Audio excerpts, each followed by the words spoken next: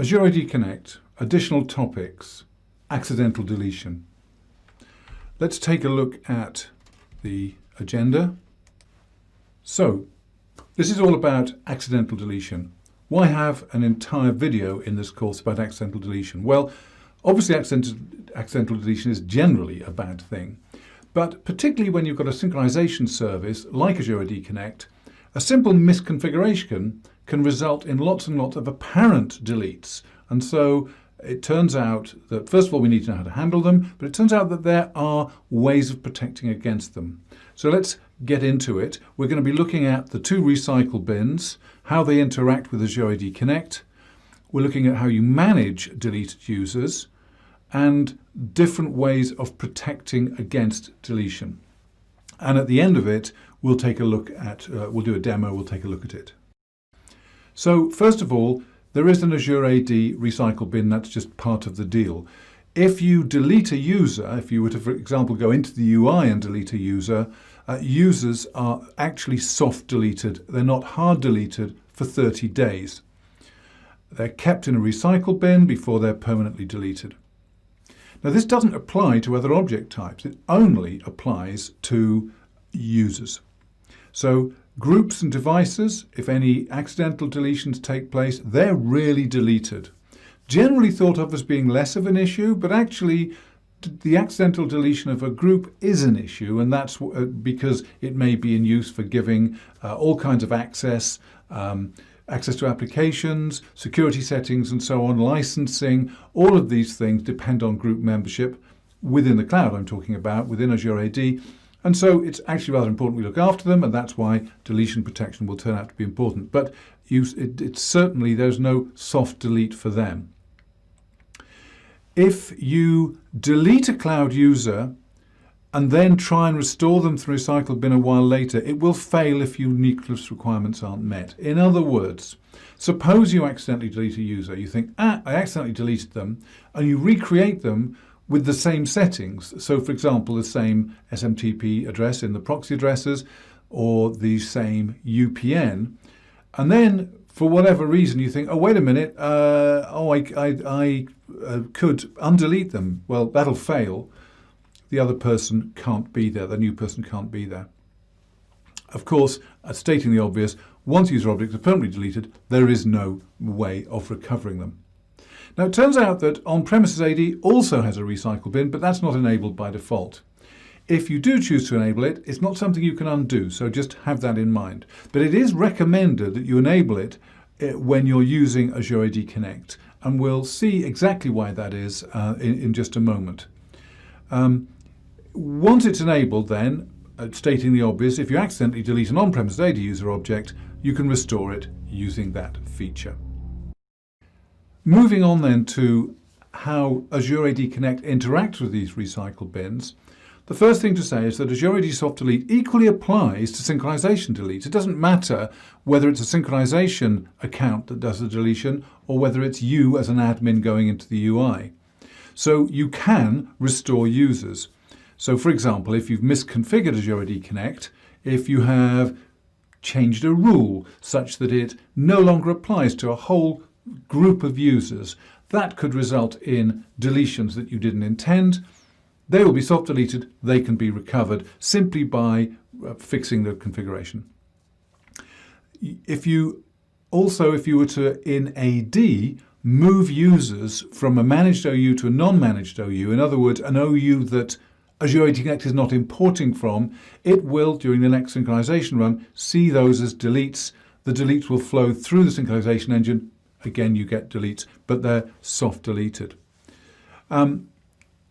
If you accidentally delete an on-premises AD user, so far I've been talking about moving people or misconfiguring Azure AD Connect, but if you actually delete somebody, then if the on-premises recycle bin has been enabled, you can restore that person. They will still have the same source anchor value. They'll be the very same person. And so restoring the user can also restore the Azure AD user by the simple act of resynchronizing. If the on-premises recycle bin is not enabled, then of course the source anchor will have changed, and Azure AD will get a duplicate user if you recreate them. So if you accidentally delete a user, AD local recycle bins not enabled, you recreate them, even though you try and make them exactly the same, because the GUID's different and because the source anchor has not been maintained from the previous user. When it hits Azure AD, you get a new user. And just to add to the fun, if by chance you use the same UPN or the same SMTP address, it's going to fail because it's going to see that there is still a user sitting around as yet not fully deleted. Managing deleted Azure AD users. You can manage deleted users in two ways. First of all, in the UI. In either of the portal, the Office 365 portal or the Azure portal, as an administrator, you can get a list of deleted users and you can take any of them. You can select one or select a number of them, and you can either delete them permanently or restore them. Deleting them permanently is pretty obvious what that does. It's a hard delete. They've gone. You might want to do that in order to resolve one of the duplication issues I've just been talking about. As far as restoring a user is concerned, probably not of great interest to you if we're talking about synchronized users. In other words, locally mastered users. Let the synchronization engine handle those. But obviously the administrative capability is there. You can also manage deleted users through PowerShell using the Azure AD for Windows PowerShell module. So you can get a list of eligible users to restore using that get msol user command there. You can also recover a user account, and you'll see there two ways of doing it, either through the object ID or through the user principal name. You'll also see that each of them has this auto-reconcile proxy conflicts and the opportunity to provide a new user principal name. This is to take account of the situation where you've got a duplication problem and you're trying to delete a duplicate. You can refer to the old as well as the new proxy address and use the commands in those ways. You can also go to the audit log in Azure AD and report on deleted users. That's another way that you can get to deleted users. And there you can also see who did it and when. And of course, you'll see all the other actions that have gone on. Let's talk now about deletion protection. So we've talked about what happens when you delete, how you can recover them, and some of the consequences of that. But what about protecting against deletion in the first place? Well, we've already mentioned one earlier in this course, in an earlier video, so I won't make too much of it. It is the ability on any run profile to, I say any run profile, let's say the export run profile for any connector to add a deletion threshold. Now, this is an imperfect way of doing it because it does the deletions up to the threshold. And so you could be in a situation where repeated cycles would just do repeated sets of deletions. And it's imperfect for that reason. It's also imperfect in that you have to be much more aware of what's going on in the sync engine. There isn't quite the simple way that we can surface an error message in the cloud. So let's look at the good way of doing it. Built into Azure AD is the idea of an export deletion threshold of, by default, 500 in a single sync cycle. That's quite a big number, and you probably would want to change that. But anyway, by default, if a single export were to hit that 500 limit, the export wouldn't even start. Okay, it would be recognized before it had started. It doesn't count up to 500 deletes and then stop. It won't do it. And you would get an email, assuming that you've configured things as we've seen before, you get an email to that technical contact looking like this. It's going to say the date, and it's going to say the number of objects were sent for deletion. This has exceeded them, so now you've got to do something about it. First of all, if you hit the limit, presumably you got the email, and it was a mistake, well, you've got to look at why it happened. Perhaps the configuration is wrong, so change the configuration. It may be that you can restore deleted objects in on-premises AD if that was the mistake. And of course, you want to fix the problem so it doesn't happen again. If you hit the limit, and again, you got the email, and you really want to delete them, well, obviously what you could do is is completely change the setting or temporarily disable the setting. Always, of course, remembering to re-enable it or set it back again afterwards. So that would allow you to let the deletions go through on this occasion and then put it back again. How do you make those changes?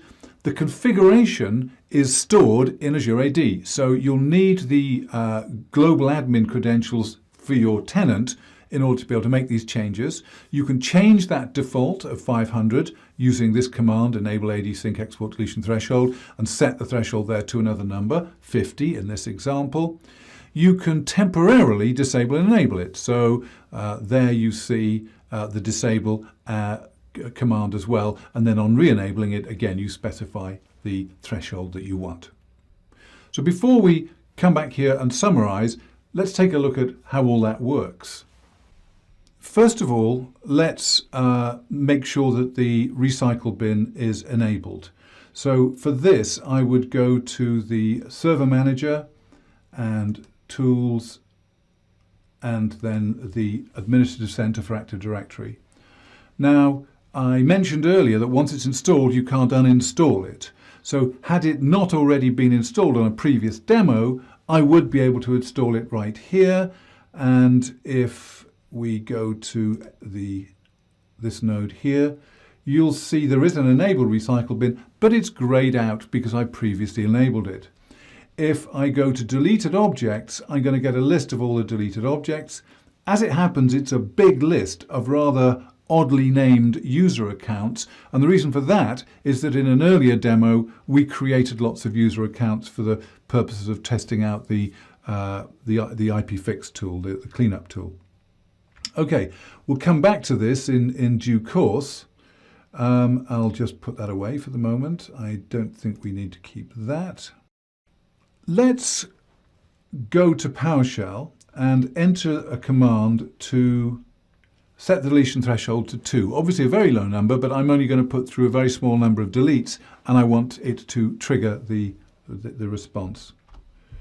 So we'll set that. Now, I said that this is stored in the cloud, so I have to give my global admin credentials for Azure AD. So that would be lab admin at, this is just, obviously this is just what I have to do here, student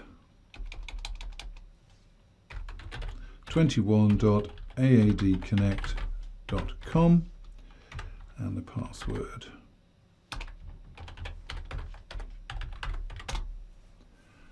And if I entered all of that correctly, we'll get a simple response. There we go. Right, so we've now set it to that. So what we're going to do now is do some accidental deletions, and a very quick way of doing this, and a way that really does indicate a real problem that can happen is, sorry, if we go to connectors, here we go. And I'm going to look at the properties for this. Now, generally speaking, it's advised that you don't play around with the properties here. But what we're about to do is simply change which containers, which OUs are being managed. So I'm going to provide my local credentials for this. Actually, just about any old credentials will do for doing this. But this happens to be what I've got. And so we get our hierarchy here, and at the moment we're managing these OUs. Well, I'm going to take one of them out of that picture. And that means that it will appear as though all the people, and let's have a look who they are, all the people in the admin OU, it'll appear as though these people get deleted. They will, from a synchronization point of view, have been deleted. Of course, they haven't really been deleted at all. Okay, let's see what happens if we synchronize. Now, I could just kick off the regular sync cycle, but it's quite instructive really to do it manually. So we're going to do an import for the ADConnect.com connector. What do I want? Do I want a delta one or a full one?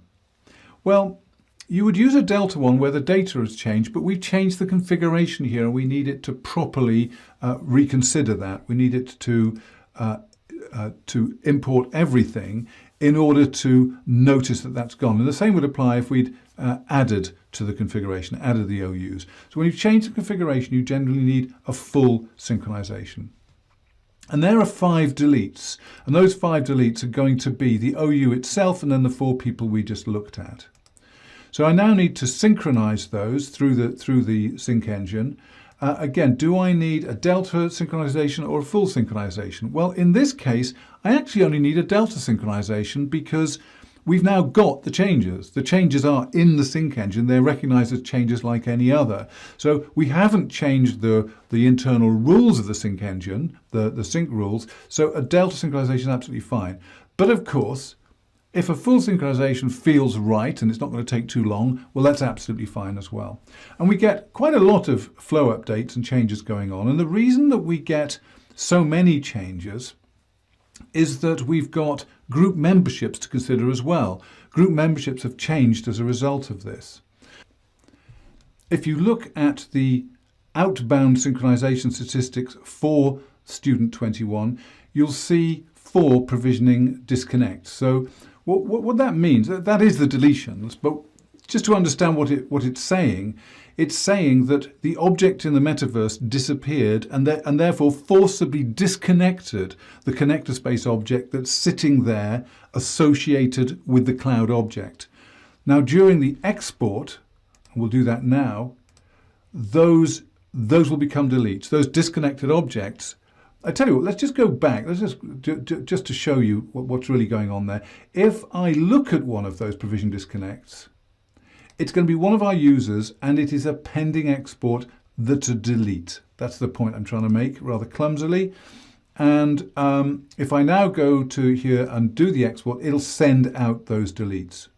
At least it will try to send out those deletes. But because there are 4 of them, and we've set the status to 2, we're expecting to have some different kind of response. Still running.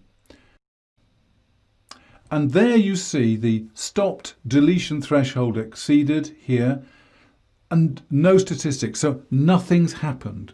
It took a long time, but there is always an overhead associated with each export that is not proportional to the number of objects. I mean, if we'd had 1,000 things to delete, it wouldn't have taken 1,000 times as long, is what I'm trying to say.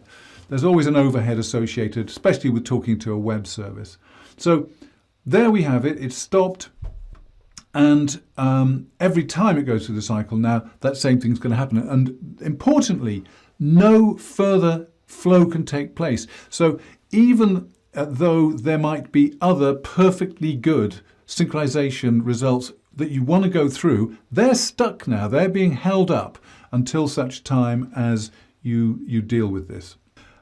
Okay, so what do we do about it? Well, basically, in this case, and by the way, you would be alerted about this through the email, and we'll perhaps see that later. But what we do in this case is obvious. We work out what was wrong. What we did was we made a mistake in our configuration. Oops. And we'll go and put it back again. So we'll go to DC1 admin, got to spell that right, and simply we can put that back so that all of them are included again. And we can be a little bit lazy here, and we can simply kick off we want an initial synchronization. Have I got one here? And now I really am being lazy. There we go. So we can do an initial synchronization. Now that's going to restore them. And what's going to actually happen is that during it'll find the adds. Those adds will attempt to create new objects in the connector space during the synchronization run. But what actually happens is a reverse join takes place because the incoming GUID matches the GUID that's held in what's actually called the DN of the object in the connector space. And so the reverse join takes place. And what we find is that, again, if we look at the operations and look at what's going on, we find that nothing goes on in the export process. And if I actually go to the synchronization part of it here, we'll see that there are provisioning adds. But when we go to look at one of those provisioning adds, we find that it's all resolved. There's nothing going on because a reverse join took place and no add needed to actually take place. So there was an attempt to add, but didn't result in anything happening, and so nothing now has flowed through to nothing's flowed through to the cloud. Okay, let's now test the recycle bins. So to do this, what we're going to do is actually do a deletion. So we're going to pick on somebody. Let's pick on Adrian here in sales, and I'm going to delete Adrian for real. So Adrian is sadly gone. Now I can go through the whole process of importing, exporting and so on, but I can be a little bit lazy here. Now in this case, do I need an initial, by which we really mean a full run, or do we need a delta run? Well, in this case, it's the data that's changed. It's not that we've changed the configuration, and so a delta run is absolutely fine. Let's get a delta run. There we go. And so what we'll find as this goes through is a deletion is imported, and we'll probably see it straight away here. There it is. That deletion gets synchronized, and the deletion gets exported. And once the exports have taken place, of course, we can go into the cloud and have a look. So let's start that process because it takes a moment. So the synchronization is happening right now. And I am going to go to portal.azure.com, and I should be already signed in as the global admin. I can go to Azure Active Directory, and I don't think we want to do a survey today. We'll get rid of that. And then we go to users when it becomes available. And first of all, it's going to give us all users. And we should see that Adrian is not in this list. But if we go to deleted users, we'll find that Adrian is there. And what we can do with Adrian is we can restore him, we can delete him permanently, and so you see here that he's been soft deleted. This is the action of the soft deletion. Now, to show that this all works seamlessly and properly, let's minimize that. Let's go to our administrative center again. We can see that Adrian is there. If I couldn't see him, I could search for Adrian. There he is. And of course, I can simply restore him. There he is restored. Put this away. And the simple act of resynchronizing should return him. Again, I only need a delta synchronization because no configuration has changed. It's just data that's changing here. So the normal action of the regular cycle happening every 30 minutes or whatever would first of all have deleted this person, and secondly restored once we'd restored them at the local end. So what we're hoping is, as we see this go through, we're just still monitoring this here. There are the imports. We should see, of course, if we highlight the import, we can see it's come in as a rename. That may seem rather curious. That is the way that the Sync engine handles this. It has to do with the fact that because I hadn't done enough cycles of activity, it had not yet confirmed the deletion. And so what happened is it just came back in. The rename happens because internally the Sync engine renames it as a GUID and then renames it back again. So that's a little quirk. Don't need to worry about that. Apparently the export's taken place. There is the, there's an add and an update. Presumably add to add him back in. That pulls him out of the soft delete state, out of the recycle bin. And the update, let's have a look at it, but I'm guessing that that's going to be a group because I think we're going to, a group membership will have been affected by his deletion. There it is. It's a group of all sales, and actually he's probably the only person in it. And there he is being added. So let's now There we go. Actually, I think there's more than one person in it. But and let's now go back here and let's refresh this to get a list of deleted users. And he is still there. This could be a timing thing. Let's go to all users and just see if he's reappeared as a regular user.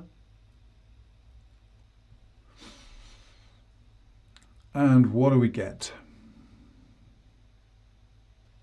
And there he is. Adrian's back again. And if we go to deleted users, what do we get?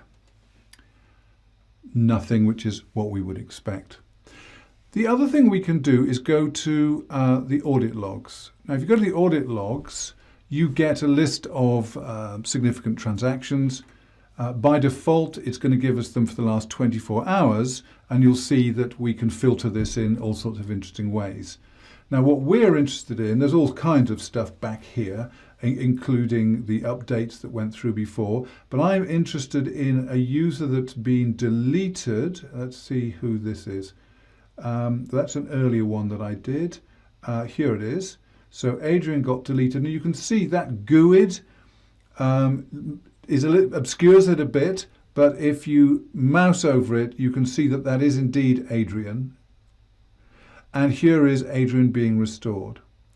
And we can also see who initiated it, and it says sync DC1 blah blah blah. Well, we know that that's the synchronization service, so we know it happened through the sync service. We can probably get more detail about this, and we can see that it was a delete of a user, and we can, oh, and if we go to modified properties, we can also see, oh, and here it is resolved to say directory sync rather than all of that. That's a slightly neater explanation, isn't it? And also notice that when the deletion here, this is the deletion, when it took place, is hard deleted is false, indicating that it was a soft delete at that time. So anyway, by fiddling around in there, we can get all the data that we need. And let's just summarize what we were talking about. We saw, first of all, that there are 2 recycle bins. Now, it's recommended that you use both. Well, one of them is just there, but what we're really saying is it's recommended that you do implement the local AD recycle bin. Why? Because they work together so well. And if you do have an accidental deletion, you shouldn't just recreate them manually. That'll probably result in a duplication. You should pull them out of the recycle bin and allow the synchronization service to resolve everything. We've seen how you can manage deleted users either through the UI or with PowerShell, but we've seen very importantly that there is deletion protection, and that the right one to use really is the Azure AD has its own built-in protection. You'll remember that it's by default 500 deletes in a single synchronization won't happen. Much better than the old MIM method, that the one that's just part of the product on which Azure AD Connect is based. And you can modify that deletion protection configuration as necessary. Okay, that's it for this video. See you on the next one.